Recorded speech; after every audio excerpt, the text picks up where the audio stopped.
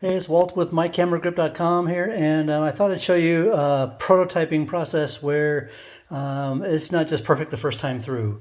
And so here I've got this Nikon P80, and you see on the bottom it's got a lot of curves to it. So what I did is I measured it, I said give me a prototype, I printed a prototype, and now I'm checking it out. And just sitting it on the prototype, you can see it doesn't really sit too well, and the grip. Kind of, if you look at the grip over here, it's pretty tight up there. There's no real room for that grip to kind of wiggle around. And this side over here seems to be pretty good. If you look at the corner there where the camera goes into the base plate kind of curves around the camera. You got room there. But then if you come over here to this side, you don't. I pick it up and let me see if I can show you. So you can see that corner there of the base plate, the wall kind of hits the camera.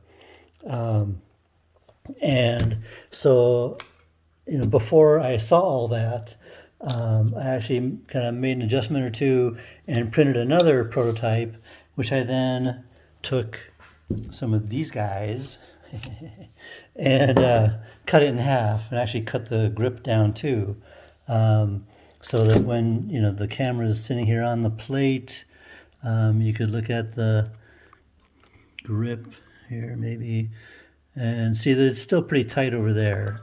Oop, didn't want to do that. Okay, it's still fairly tight over here, tons of room over here. And then on the other half of the sacrificial plate, I wanted to see if it was sitting flat on the bottom of the camera, and it pretty much is. You can see that there's room. Maybe you can see there's room there between the wall and the screen on the back of the camera, so that's good. And the plate is sitting pretty flat on the camera. The tripod hole doesn't really line up all that great, but we can't move the plate over to get it to line up right. And that's because over here, again, this corner is stopping it. There's room for the camera, between the camera and the wall, but the corner of the wall is stopping it. And so I've created another prototype, and when you tell that the corner starts at the back left corner, that the wall starts at the back left corner of the camera, like here, or like here, you see it kind of curves around the wall, around the corner of the camera a little bit. So what I did to change that is I said that the wall starts at 1 millimeter. The left wall, I said it starts at the 1 millimeter, and then that causes us to create this wall that kind of gets beveled down, like that. And then I also said that the left side of the grip was a couple millimeters less than what I had before. And so now when we put the camera on the prototype, we're looking pretty good. Everything, sits down flat and it fits in there, and the grip.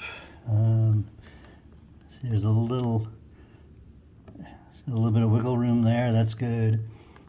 Still plenty of room over here. That's good, and room in front. See if I can get under there. Okay. And then if we look at the bottom here, now the tripod hole lines up, and we didn't adjust. I didn't adjust that at all. So it was just because the plate, the camera was able to slide over a little further on the plate. And then the battery door, let me do this. So there, if I just kind of tip it over and shake it, the battery door flips open, and it opens enough on the left side there that, let me see, get that right there. Yeah, so there's plenty of room for the battery door to open. So then I created an actual grip, and I just did the finger rest only style. because this camera has a pretty substantial grip to begin with. So we don't really need the enhanced grip. Hold on a second, I'm gonna screw this on. Okay, so I've screwed the base plate onto the camera using the tripod screw.